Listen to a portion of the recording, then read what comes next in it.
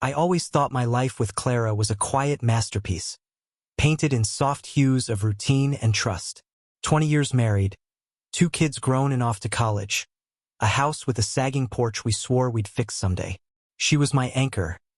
Dark hair streaked with silver, eyes that crinkled when she laughed at my terrible jokes. I'm James, a mechanic by trade, hands rough from years of twisting wrenches, heart softened by her steady presence. We weren't perfect, but we were solid. Or so I believed. Started with the phone. Not hers, mine. A text from an unknown number late one Tuesday night, while Clara was supposedly at her book club. Check her purse. It read. No name, no context. I stared at the screen, the glow burning my eyes in the dim living room.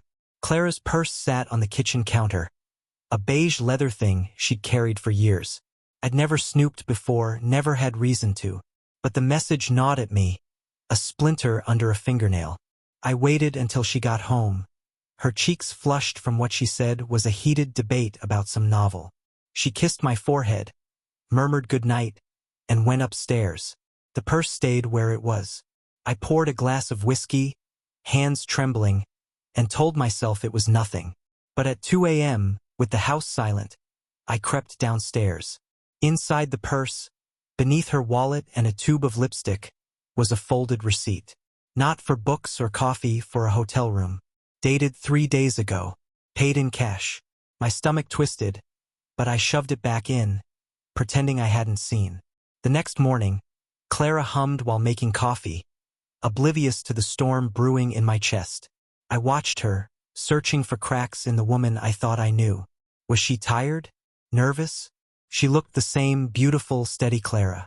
I went to work, the receipt's weight dragging me down. That night, I didn't sleep. I started noticing things. Her phone always face down, her book club nights stretching longer, her sudden interest in yoga classes she never talked about. Doubt is a slow poison. It seeps in, stains everything. By Friday, I couldn't take it.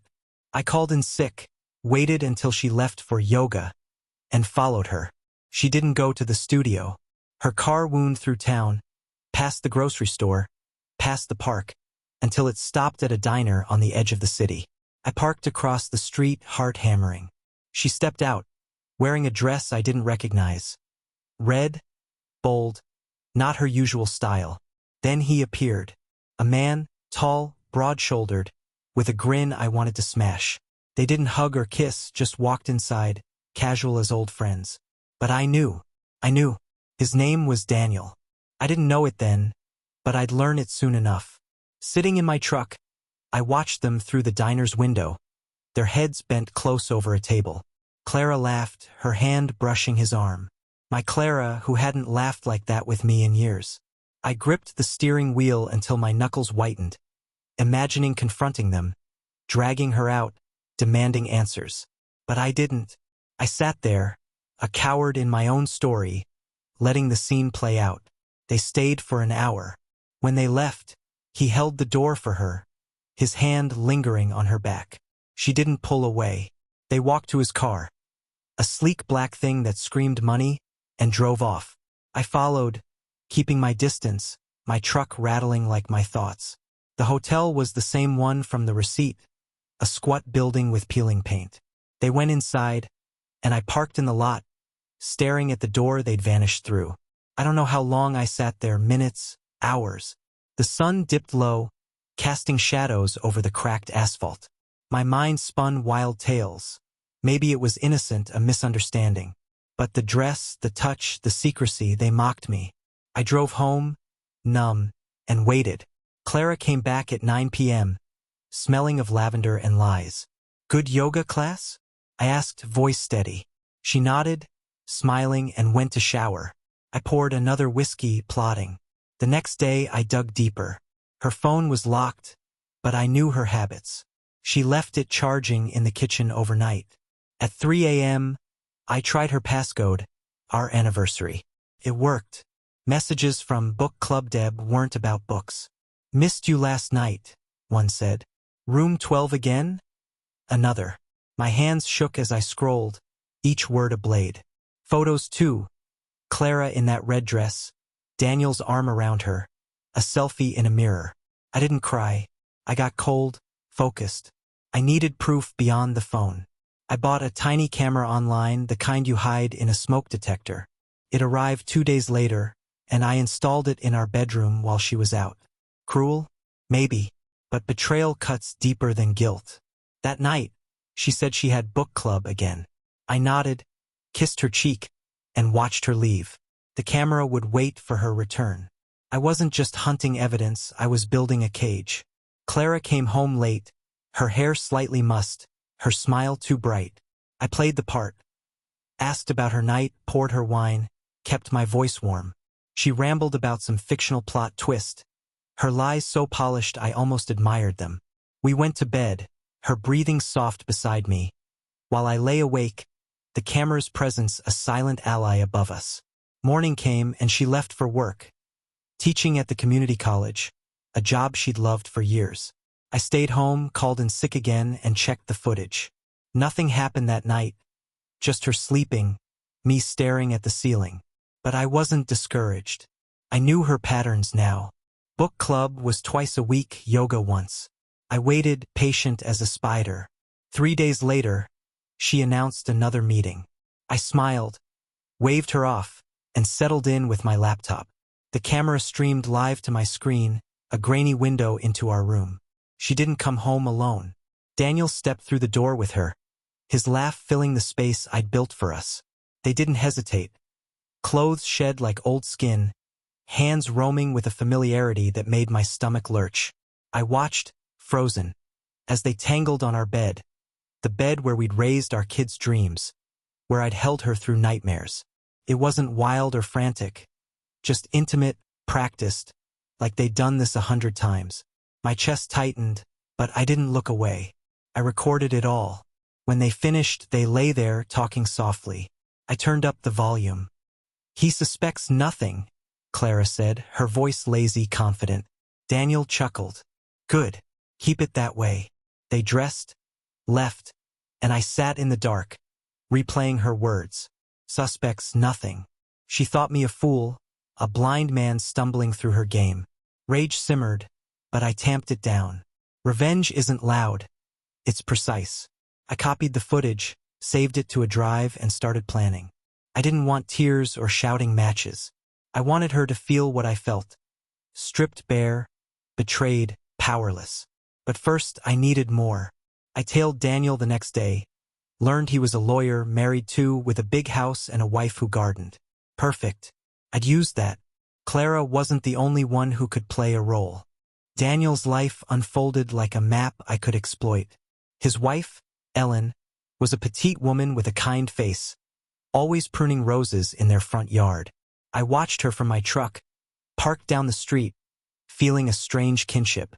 She didn't know yet, but we were bound by the same betrayal.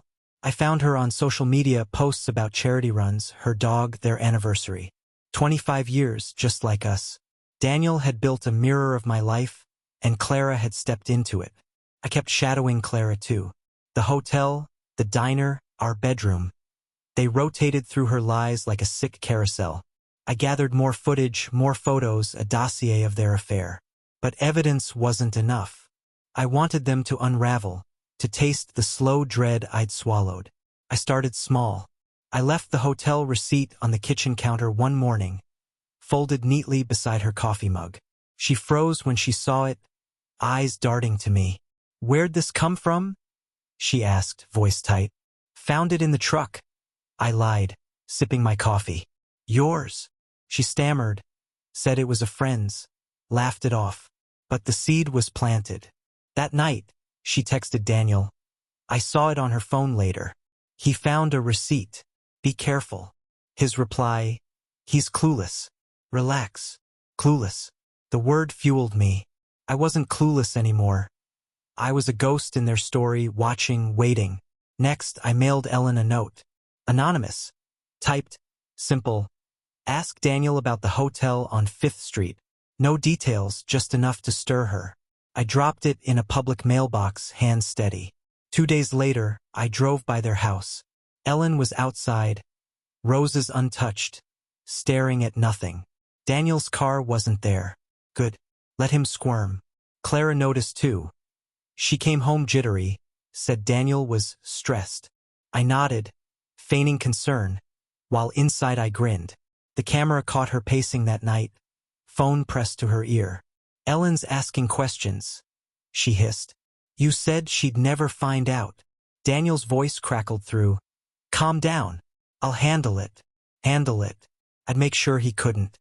I had their rhythm now, every touch, every whisper, and I'd turn it against them. The revenge was taking shape, sharp and cold, and I hadn't even raised my voice. Clara started slipping. She forgot her lines, told me book club was canceled one night, then left anyway, claiming a last-minute reschedule. Her eyes darted too much, her smiles brittle. I kept my mask on, asking gentle questions, offering tea, letting her think I was still the oblivious husband. But I saw the cracks. Daniel's stress was bleeding into her, and Ellen's suspicion was a pebble in their perfect pond, rippling outward. I upped the pressure. I printed a still from the bedroom footage, Clara and Daniel mid-embrace, faces clear, and left it in her car, tucked under the visor. She found it the next day. I watched from the garage as she yanked it down, her gasp audible through the window. She stormed inside, waving the photo. What is this, James? She demanded, voice shaking. I shrugged, calm as stone. Looks like you and a friend. Where'd you get it? Her mouth opened, closed, opened again. Someone's messing with me, she said finally, crumpling the paper. It's not what it looks like. I nodded, let her stew in her own panic. She didn't sleep that night. I heard her pacing, muttering. The next morning, she called in sick, spent hours on the phone with Daniel. I listened through the wall, catching fragments. He knows something. We need to stop. Ellen's leaving me. The dominoes were falling, and I'd barely lifted a finger. Ellen filed for divorce 3 days later. I saw it on the county records online. Daniel's perfect life was crumbling, and Clara felt it too. She came home pale, hands trembling, said she needed a break, a weekend away. To clear my head, she claimed. I agreed, kissed her forehead, and watched her pack. She didn't go to a spa or a friend's. She went to him. I tracked her phone, a trick I'd learned from a mechanic buddy. They holed up in that same hotel, clinging to their sinking ship. I didn't follow this time. I stayed home, refining the final act. Revenge isn't just pain. It's precision, a scalpel over a sledgehammer. I had footage, photos, texts, enough to bury them. But I wanted more than exposure. I wanted them to lose everything they valued, to feel the hollow I'd carried since that first text. Clara thought she could escape. Daniel thought he could handle it. They were wrong. I was just getting started. Clara's weekend away stretched into 3 days. She texted me once, a vague message about needing space, signed with a heart emoji that felt like a taunt. I didn't reply. I knew she was with Daniel, holed up in that grimy hotel, probably convincing themselves they could outrun the mess they'd made. I spent those days alone in our house, the silence thick with her absence. The kids called. Lila from college asking about Mom. I lied, said she was visiting a friend. The lie tasted bitter, but I wasn't ready to shatter their world yet. I turned to the evidence instead. Hours hunched over my laptop, editing the bedroom footage into a tight, damning reel. Every laugh, every touch, time-stamped and clear. I pulled stills too, printed them in glossy color at a shop downtown. Clara's face, Daniel's grin, their tangled limbs. It was a gallery of betrayal. I didn't stop there. I hacked into her email. Her password was still the kids' birthdays, and found more. Reservations, flirty messages, even a draft she never sent, confessing she loved him more than she'd expected. My hands shook as I read it, but I didn't break. I saved it all. Ellen was my next move. I'd already stirred her suspicions, but now I'd arm her. I packaged a USB drive with the video, a stack of photos, and a note. You deserve to know. So did I. No signature, no return address. I mailed it to her new apartment. Public records showed she'd moved out fast. I imagined her watching it, her kind face hardening, her roses forgotten. Daniel's divorce would be messy now. his reputation as a lawyer torched. I smiled at the thought. A cold, thin thing. Clara came home Sunday night, her suitcase heavier than when she'd left. She looked worn, eyes shadowed, but she tried to play it off. "Feeling better?" I asked, stirring soup on the stove.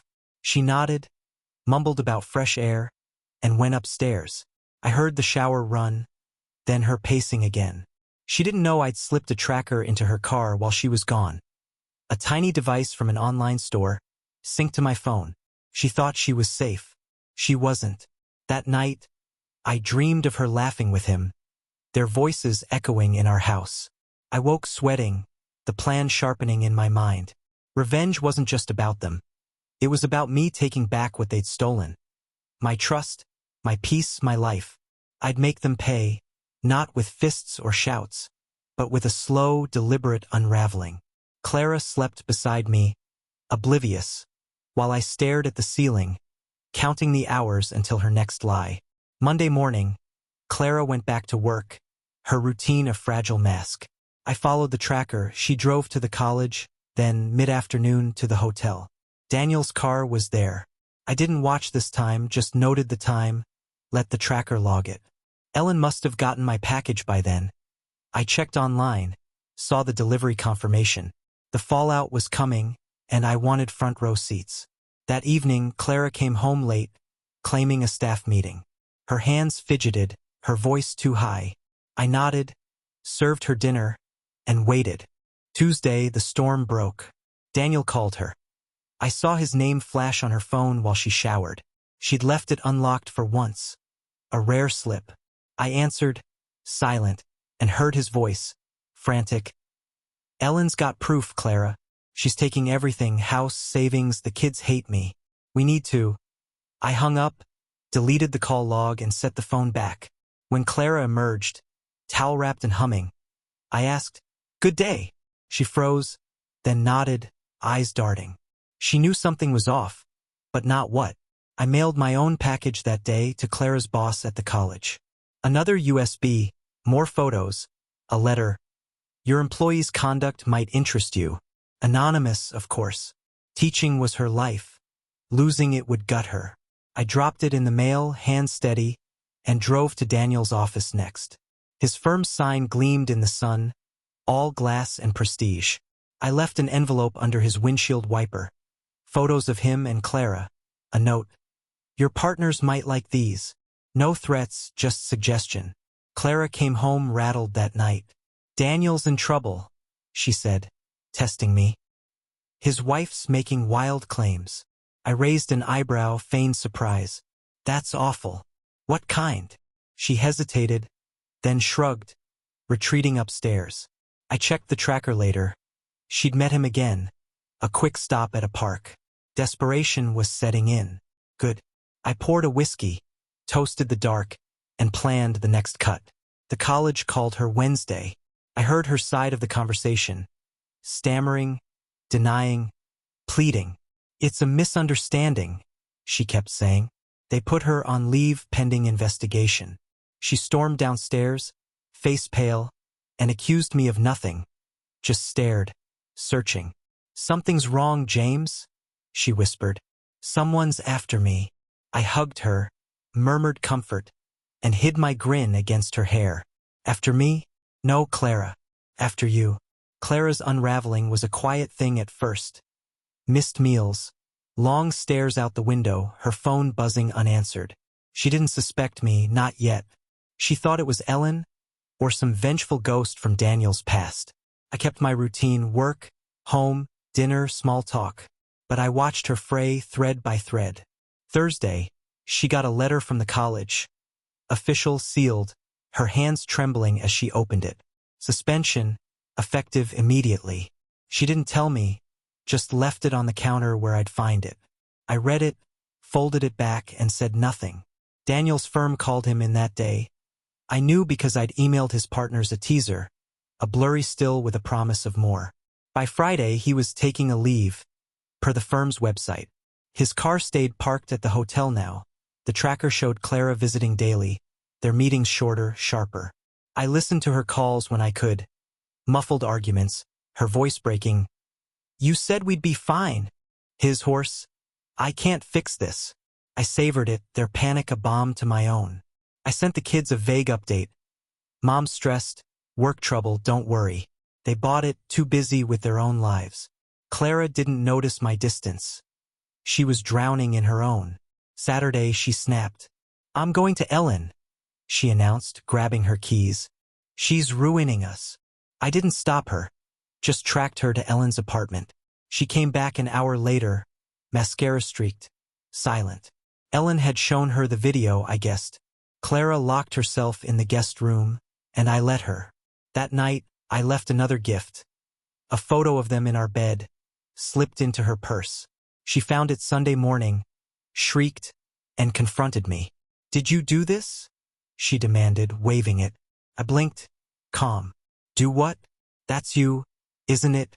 She faltered, then fled upstairs. Doubt was her new shadow, and I fed it. I mailed Ellen more bank records I dug up, showing Daniel's cash withdrawals for hotel rooms. His divorce would bleed him dry now. Clara stopped eating by Monday. She sat in the kitchen, staring at her phone, Daniel's texts piling up. "We're done. I can't take this. You ruined me." She didn't reply. I cooked dinner, set a plate before her, and watched her push it away. "Talk to me," I said, soft. She shook her head, eyes hollow. I'd stripped her world bare. Job, lover, pride. And she didn't even know the architect. Yet, Daniel broke first. Tuesday, his car vanished from the hotel lot. Tracker showed it parked at a bar downtown.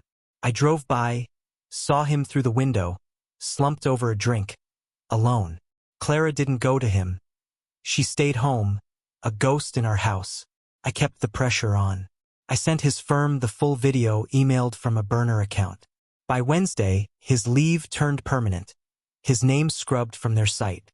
A lawyer friend told me Daniel's license was under review. Perfect.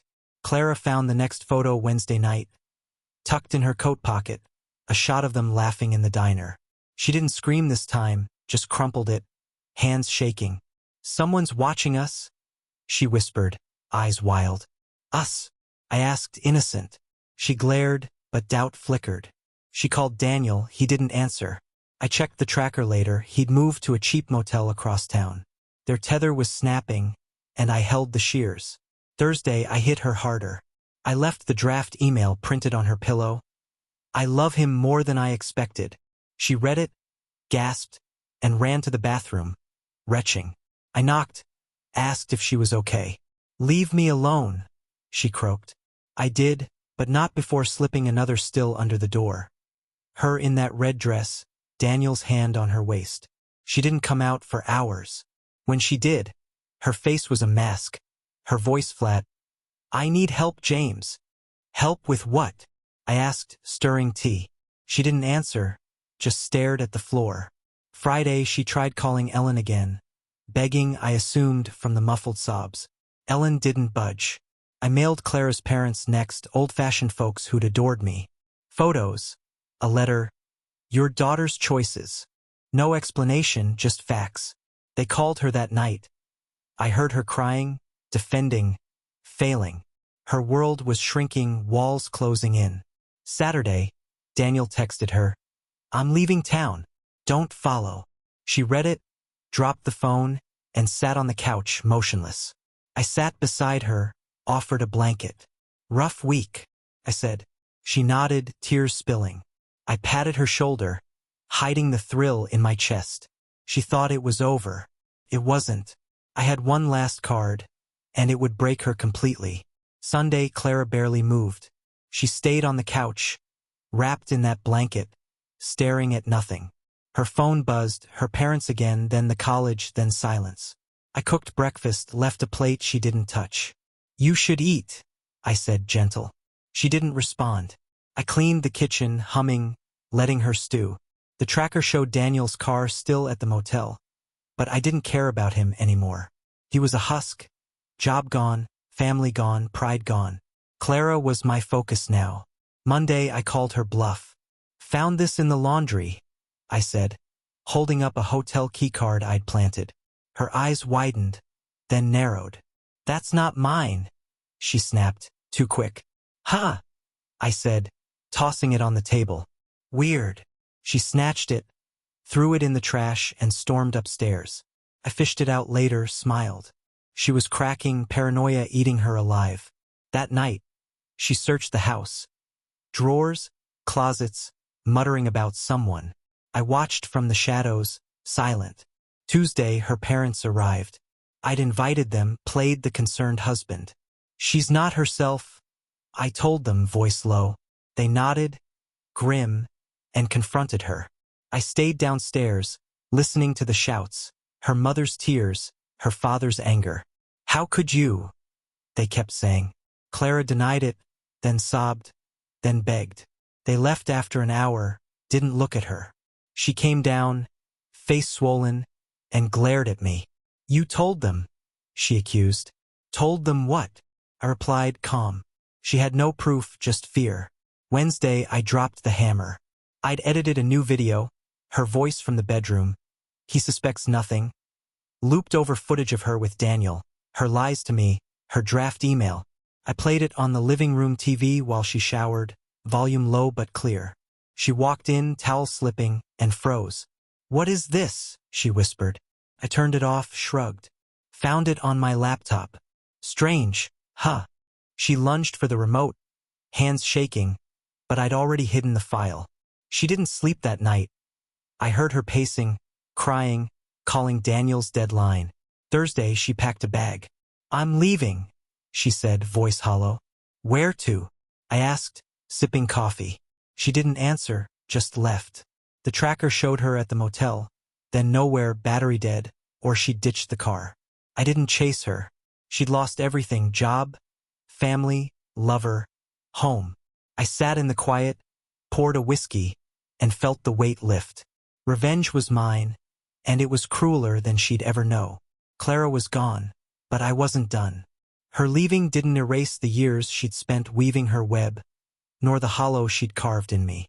Thursday night, I sat in the empty house, the silence a mirror to my thoughts. The tracker was dead, her phone off, but I didn't need them anymore. I'd planted enough seeds.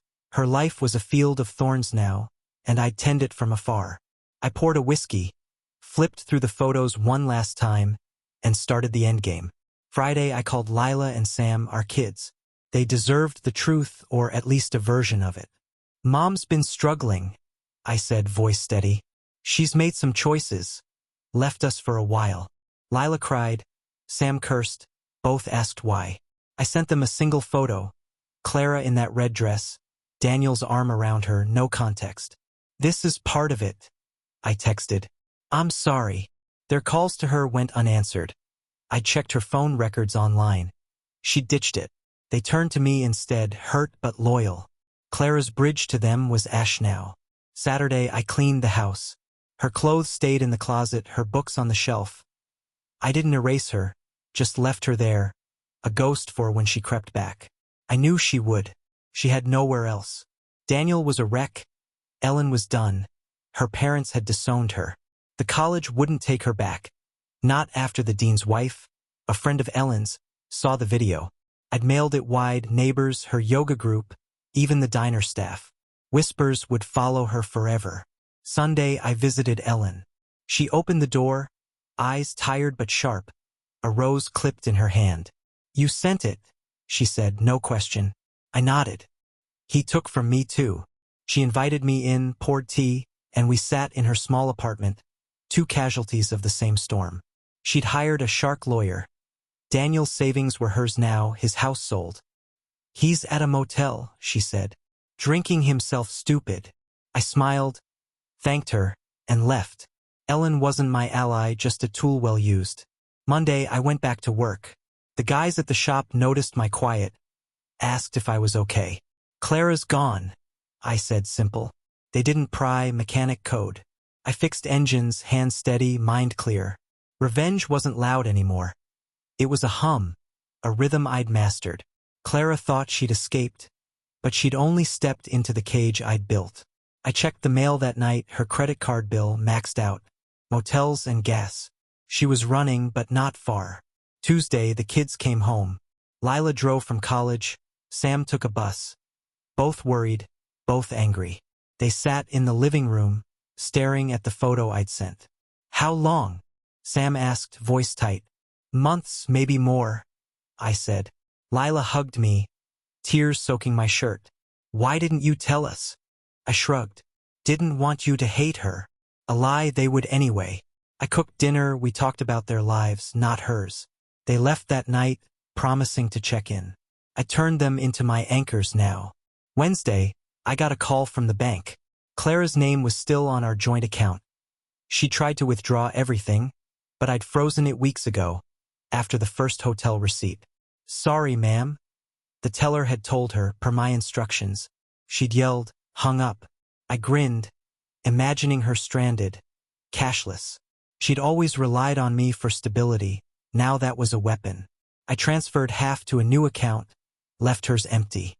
Let her beg Daniel for scraps. Thursday, a letter arrived, her handwriting shaky. "James, I'm sorry. I need to come home. Please." No explanation, just desperation.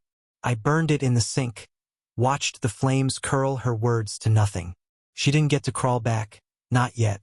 I checked public records. Daniel's car was repossessed, his motel stay unpaid. They were sinking together, a perfect pair. I mailed her parents again. More photos, a note. "She's with him still." They'd never take her back now. Friday, I heard from a neighbor. Clara had been seen at the diner, alone, looking rough. "Like she hadn't slept," he said. I thanked him, kept my face neutral. She was close, circling, a moth to the flame I'd lit. I installed a new lock on the front door, left her key on the porch with a note. "Not yours anymore." She'd find it soon. I wanted her to feel that sting, to know I'd moved on while she drowned. Saturday, I invited Ellen over. Not for tea, for a photo. We stood on the porch, her arm linked in mine, smiling. I posted it online, tagged mutual friends. "New beginnings," I captioned it. It wasn't real. Ellen knew, laughed about it, but Clara would see. She still followed me from some burner account. I'd tracked the IP. The picture would twist the knife, make her think I'd replaced her. I slept well that night, dreaming of her reading it, alone. Sunday, Clara showed up. I saw her through the window, hair tangled, coat too thin for the cold, standing by the new lock. She tried her key, cursed when it failed, then rang the bell. I didn't answer. She pounded, shouted my name, voice raw. "James, let me in. I know you're there." I sat in the kitchen, coffee in hand, listening. She gave up after an hour, left the key on the step, and shuffled off. The tracker was dead, but I didn't need it. She'd be back. Monday, the college finalized her termination, public now in the local paper. "Misconduct," it said, vague but damning. I clipped it, taped it to the fridge. Her friends called me, fishing for gossip. I played dumb, let them assume. Her yoga group dropped her. Someone had sent them the diner photo. She was a pariah, untouchable. I mailed Daniel's old firm a final gift, his text to Clara, begging her to run away. His license hearing was next week. That'd seal it. Tuesday, Lila texted. "Mom called. She's a mess, Dad. What do I do?" I replied, "Love her if you can. She's lost." Sam didn't bother, he'd blocked her. Clara's lifeline to them was fraying, and I tightened the knot. Wednesday, a cop friend tipped me off. Daniel had been picked up, drunk, yelling in a parking lot. No charges, just pity. I smiled, sipped my whiskey. He was a shadow now, and she was tethered to him. Thursday, she tried again. This time, she left a voicemail, sobbing, incoherent. "I didn't mean it, James. I'll fix it. Please." I saved it, didn't call back. I drove to the motel instead. Spotted her car, beat up, borrowed maybe. She was inside, curtains drawn. I left a package on the hood, every photo, every video. A note. "You built this." She'd watch it, relive it. Know it was her own hands that tore her down. Friday, Ellen called. She came to me, she said, begged me to stop. I showed her the door. We laughed. A dark, shared thing. Clara was running out of doors, her world a maze with no exit. I checked the bank again. Her card was declined at a gas station. She was broken, clinging to nothing. I slept soundly, the house mine alone. Saturday, the kids came again. Lila brought a cake, Sam a six-pack, trying to cheer me, I guess. We sat on the porch, avoiding Clara's name until Lila cracked. She emailed me, she said. Said she's sorry, wants to see us. Sam snorted. She can rot. I stayed quiet, let them vent. They left hugging me tighter than before, their anger a wall between them and her. I'd won them without a word against her. Just truth, cold and sharp. Sunday, I saw her at the grocery store. She didn't see me. Too busy counting coins for a loaf of bread, hair greasy, eyes sunken. I watched from the next aisle, heart steady. She'd lost weight, lost light. The cashier sighed, impatient. She apologized, left empty-handed. I bought my groceries, tipped the kid extra, and drove home. She was a stranger now, a shell I'd hollowed out. Monday, Daniel's hearing hit the news, license revoked, career dead. A blog posted leaked texts. His name was Mud. I mailed Clara the article, no note, just the headline circled. She'd get it at the motel. She hadn't moved, per a mechanic buddy who'd seen her there. Tuesday, her parents called me. She's lost. Her mom wept. Can you help? I sighed, soft. She chose this. They hung up, defeated. I severed that tie too. Wednesday, she broke into the house. I came home to the back door jimmied, her sitting at the table, hands clasped. I'm sorry, she whispered, eyes pleading. I didn't flinch. You don't live here, I said, flat. She begged, job gone, Daniel gone, no money, no family. You did this, I replied, pointing to the fridge, the article, the key. She sobbed, loud, ugly. I called the cops, watched them take her away. Trespassing, no fight left. Thursday, I filed for divorce. Papers sent to the motel, signature required. She'd sign or lose more. I'd take the house, the savings, her last scraps. Ellen texted me. Saw her at the shelter. She's done. I thanked her, poured a whiskey, and sat on the porch. The air was crisp, the night mine. Clara's life was rubble, and I'd built the ruin, stone by stone. Friday, the divorce papers came back signed. Her scrawl shaky, ink smudged. She didn't fight, didn't call. I filed them, locked the house in my name, and changed the locks again. The kids texted, Lila sad. Sam relieved. You're free, Dad, he wrote. I was. Clara's shadow lifted, her presence erased from my days. I cooked a steak, ate alone, and felt whole. Revenge wasn't joy, it was peace, hard won. Saturday, I heard she'd left town. A shelter worker told a neighbor. Clara hitched a ride north, no bags, no plan. Daniel was still at the motel, a drunk nobody now. I didn't care. I drove to Ellen's, dropped off a bottle of wine as thanks. She smiled, invited me in. I declined. You're a good man, James, she said. I shrugged. Good? Maybe. Cruel? Definitely. I'd matched their betrayal with something colder, sharper. Sunday, I fixed the porch. Hammered nails, sanded wood, painted it white, Clara's dream, now mine alone. Neighbors waved, asked about her. I said she'd moved on. They nodded, didn't press. Her story was theirs to whisper, not mine to tell. I checked the mail, no bills in her name, no trace. She was gone. A memory I'd buried deep. Monday, work felt lighter. The guys joked again, I laughed. Life turned, steady, mine. Tuesday, Lila called. Clara had emailed. A rambling apology. No return address. I deleted it, Lila said. Sam didn't bother replying. They'd chosen me, and I'd kept them safe from her wreckage. I thanked them, hung up, and walked the house. Quiet, clean, whole. Wednesday, I sat on the porch, whiskey in hand, watching the sunset.